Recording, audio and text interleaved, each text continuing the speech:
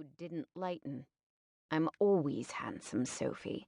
Stop changing the subject. Why didn't you tell your mother the truth about me?" I shifted a little in the passenger seat. "I meant to, I really did.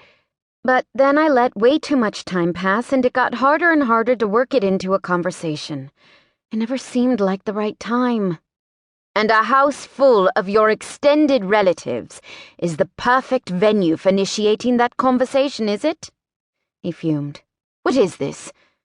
Are you embarrassed of me?" That made me laugh, despite the fact he was roaring angry. "No! Seriously, that's not it. That's stupid. But my mom is to me as you are to Emma.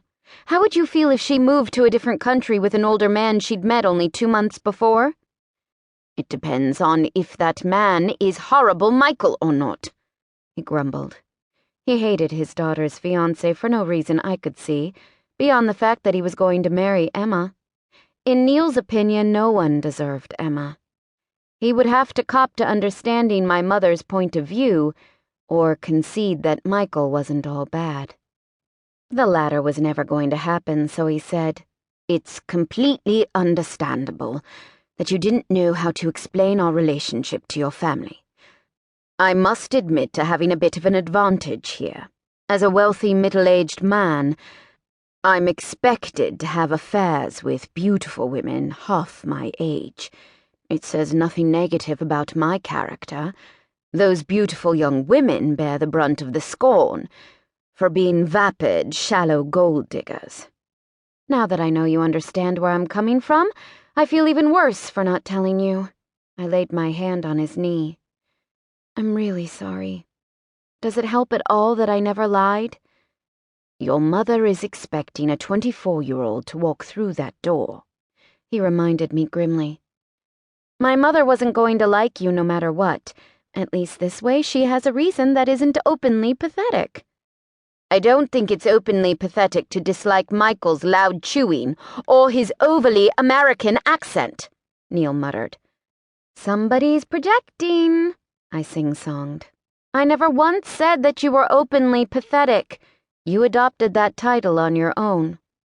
The corner of Neil's mouth twitched, but he squashed his smile before it could fully form. I lifted the hand he rested on the gear shift and kissed his fingertips through his leather gloves. He pulled his hand back with a resigned sigh. "It's only that I thought you were getting better at confronting difficult situations. We've been talking about the great progress you're making." "Yes, progress. I'm not 100% perfect." I heard the defensiveness in my own voice and mentally started counting to 10. "I'm sorry, Could you not bring up therapy? I'd rather argue." "Sorry. That was below the belt, wasn't it?" He looked over, then back to the road. "I'm working on it." I had to. It had been a rocky year for both of us, with Neil's cancer treatment and my sudden plunge into the world of medical caregiver. He'd spent a scary time in the ICU, nearly dying from a kidney infection that had struck while his immune system was down for the count.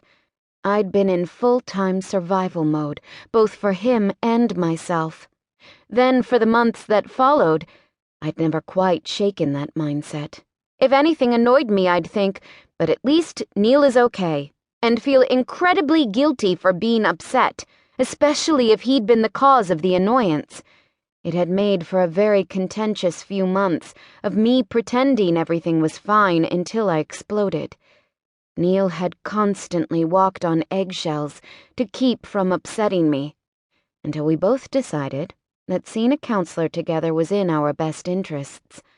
Couples therapy should be bottled and sold at every available retail outlet. "Look, it has nothing to do with you," I assured him.